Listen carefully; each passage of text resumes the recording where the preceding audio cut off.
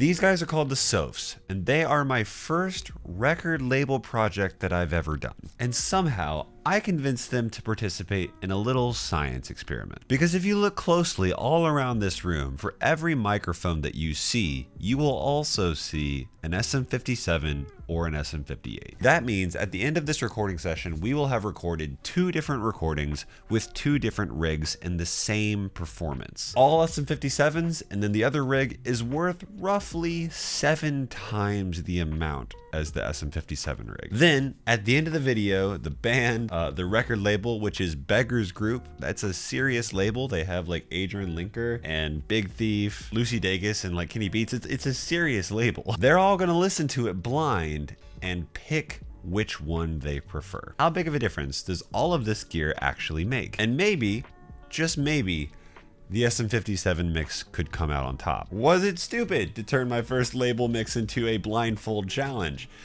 Let's find out. Now, this experiment goes a bit further than just the microphone choice. Anyone who saw my big like studio build DIY film thing that I made will know that the studio is kind of segmented into different budgets. The studio has 4 different interfaces. The Scarlett is the cheapest. These are the same preamps that you would find in a Scarlett 2i2. The Volt 876 is a little bit of like a class above that. And then we have the Apollo X8P, which has really amazing pre's. Then the Apollo X6 is actually hooked up to this Twinfinity preamp. This is a 4710D. It has tubes and transistors in it. It is super vintagey and nice and not cheap at all. Now we're running a 9 microphone setup, which means that all the SM57s, 9 of them, will fill up the Scarlett 18i20 and 1 will bleed over into the 876. The 9 expensive microphones will start with the tube pre's and the Apollos and work down. Now the hi-fi setup has more than just that. The hi-fi setup has access to the Kali IN8's 8-inch monitors and the Kali WS12 subwoofer. The SM57 setup will be mixed on the much smaller Kali LP-UNFs. The hi-fi setup has access to every single plugin in the studio. The 57 only has access to free and stock plugins. The goal here is to simulate an underground basement setup and see how different it is to a semi-professional studio. The SM57 is just good for the title. So a couple years ago, I went viral for this. This is a tennis racket accessory, and I made a little short saying how you could use it to get a rubber bridge guitar tone. That is still my most viewed short ever. And to keep a long story short, the internet sold out of the things and kept selling out of the things for about 2 years until they discontinued this. So the sponsor for this video is my own company, Plunk. Based off of this DIY hack, I made an attachment that you can use to get a rubber bridge guitar tone without buying a whole new rubber bridge guitar. I designed this thing from the ground up using prototypes and 3D printers, and then brought it to an industrial designer, and yeah, started a company. Buying a Plunk is by far the best way that you can support this channel, and it saves you like hundreds of dollars rather than buying a whole new guitar. Here's a quick example, and then we will get back to the video.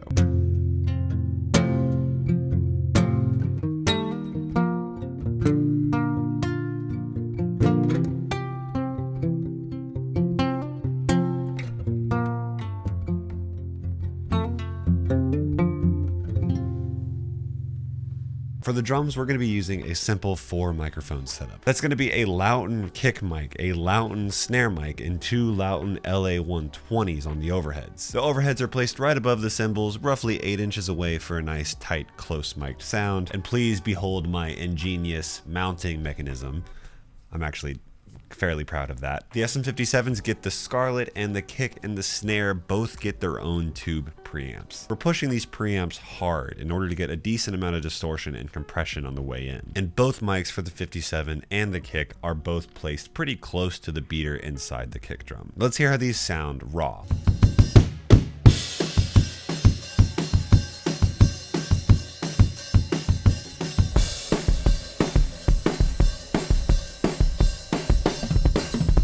Now, I know I know what some of you are going to say. You're going to say that this test is completely invalid because the microphone positions are slightly different and therefore you're going to get different tones on the way in. This is where I would like to remind you that the purpose of this test is really to show how big of a difference a budget setup versus a really expensive setup can be. It is not necessarily to get the exact same source sounds. They're two different microphones. They're going to sound different, and we're not trying to directly A/B compare a kick mic to an SM57 or an OC S10 to an SM57. Anyways, bass was super simple. DI box. DI box then splits the signal out between the 4710D for the high-end setup, getting some nice warm tube sounds, and then just the high Z input for the Scarlett. Easy enough. Let's hear how these sound isolated and then on top of the raw drum sounds.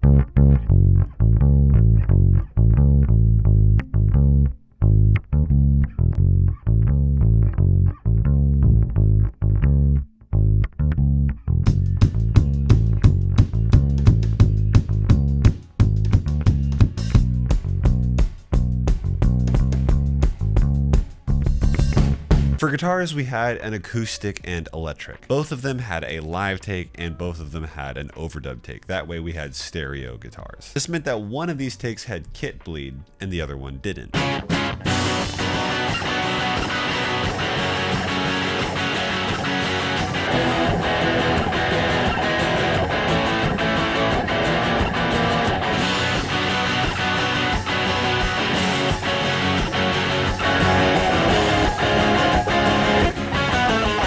But we ended up liking the kit bleed, and we wanted this performance to feel much more live than the studio track. It is live after all. For the acoustic, we had a DI sound and the Loudon Clarion up against the sound hole. That of course was paired with the SM57, and both of those actually ran into the 876. The electric, the SM57 had to go up against the OCS10. You can get 30 SM57s for the OCS10.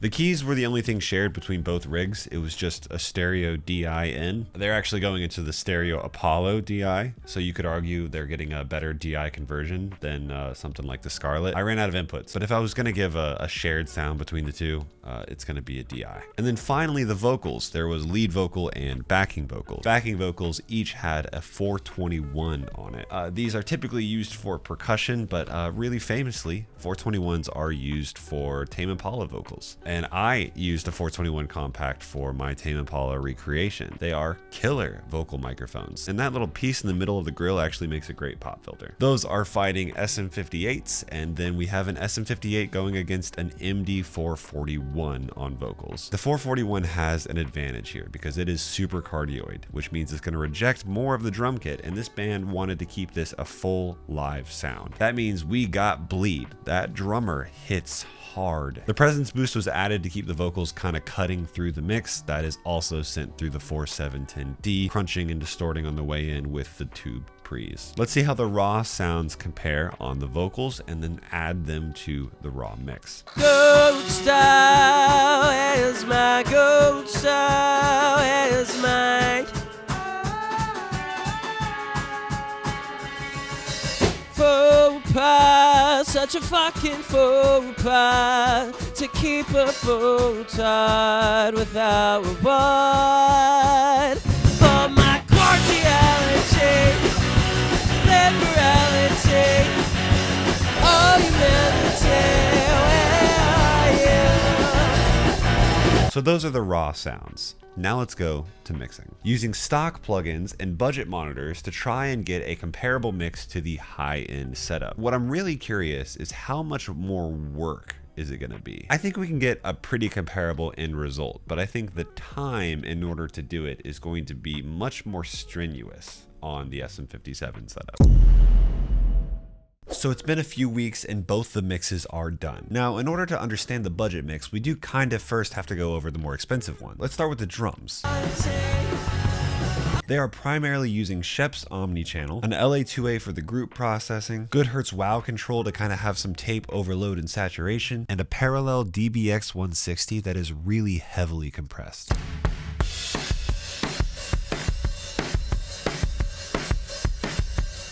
This is kind of our blown out, really aggressive drum sound that we can blend in to taste. We're gonna add in a simple snare verb, and then whenever we start to compile all these sounds, this is what we get.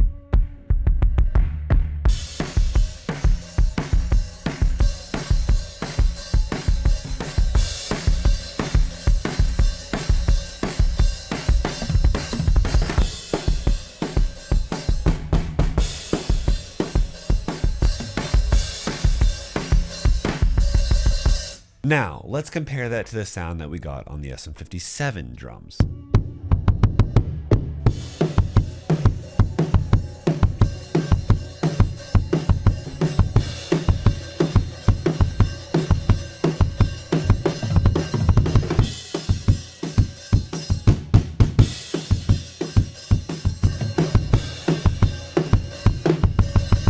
Really quick, if you would like to see an entire mix breakdown of how I recorded this track, that's over on Patreon. In fact, for $5 a month, you can get access to every single mix breakdown for every project on this channel. So check that out if you're interested. The SM57 rig operates in a very similar way, but where the original mix got like an LA2A, we used Ableton's glue compressor. When the expensive rig got an SSL EQ or maybe like Shep's Omnichannel, the cheaper rig is just using Ableton EQ8. To replace the Fairchild in parallel, we used Ableton saturator and a glue compressor. And again, now that you know that, let's hear both these drum sounds back to back.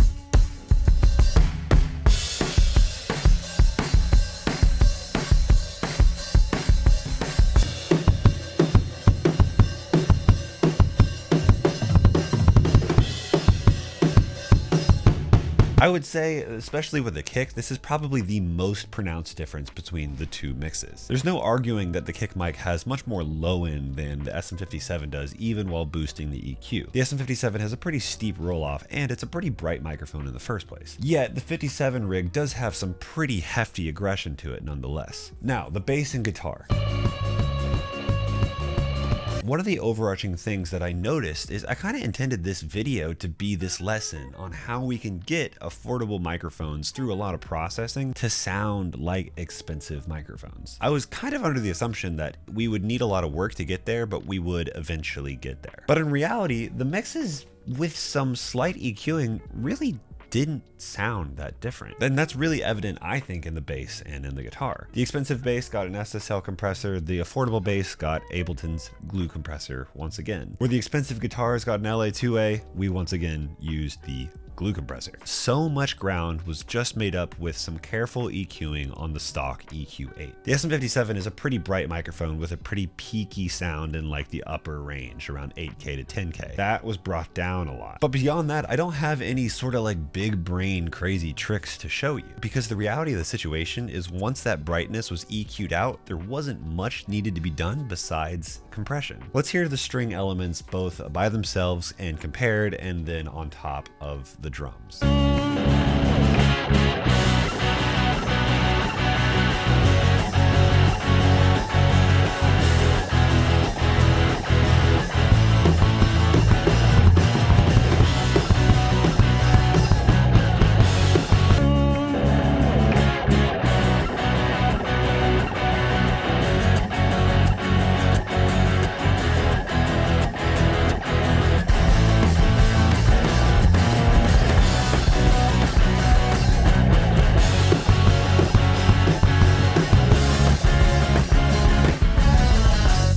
So, vocals.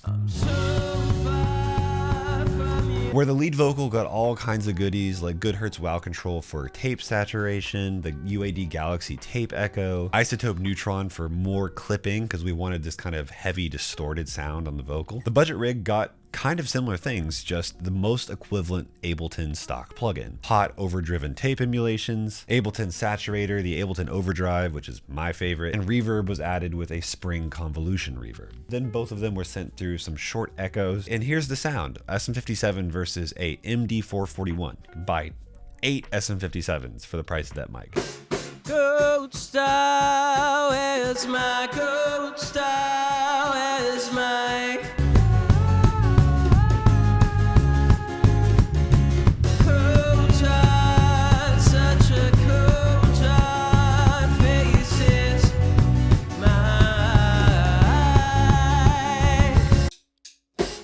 coat style? Where's my coat style? Where's my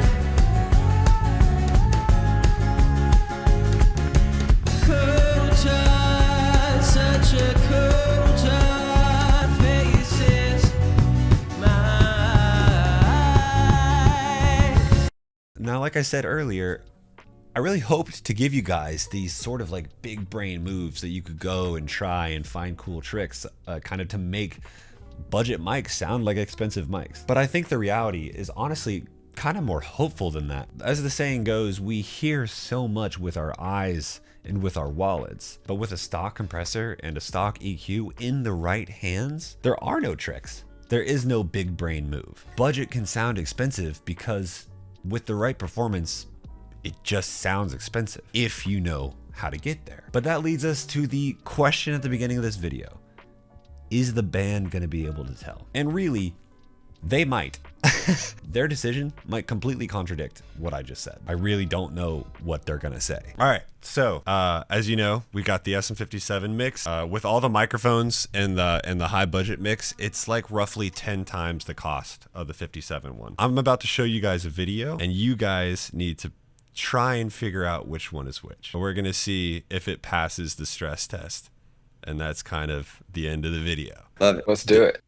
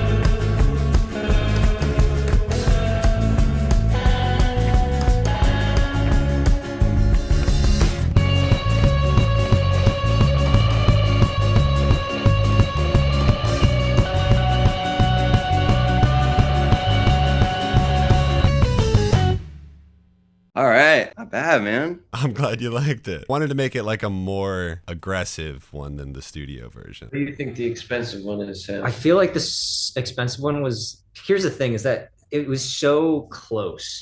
Any kind of differentiation I make could really be said about the other and the other way around. So I could be completely talking out of my ass, but I feel like I want to say this expensive was the second one. Okay. I also think the expensive one is the second one. Then Austin, what do you think? You know what? The second one had bigger low, but the first one had a little more clear top. So I'm actually going to say the first one was the expensive one, and that the second one had more low maybe added. I could be 100% wrong about that for the same reason. I liked it. I had like a really weird thing. I liked the second mix better up until like the last chorus and the outro. And then I like the first one, but I do think the second one's the more expensive one. I think that the second one is the more expensive one. And I think the only thing I'm really basing that off of is I could hear the kick much more prominently, like clickier, not necessarily like low end, but that also could be like trying to boost it to, trying to help it out a little bit. The crispiness of the hi-hats felt a little not quite as prominent in the first one. Just a little more room for like for air in the second one, I think. The only person who got it right was Austin. I think Austin called it by basically boosting the low end to try and match what was kind of more naturally there in the first one. I was also wondering if it was because of the smaller monitors that you had that the low got bigger, because that's what used to happen to me. Yeah, totally. I think my point has been proven, has been validated, that anything can work if you know what you're doing. So that's good to know. Great going, bro. Great going for real, honestly. Well, thanks, guys.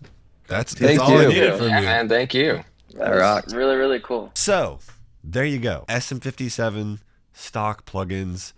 Despite where I'm sitting right now, it's kind of all you need. Thank you to the Sophs for coming out. I highly recommend you go check them out. They are an insane band, both recorded and live. And happy recording, guys. See you later.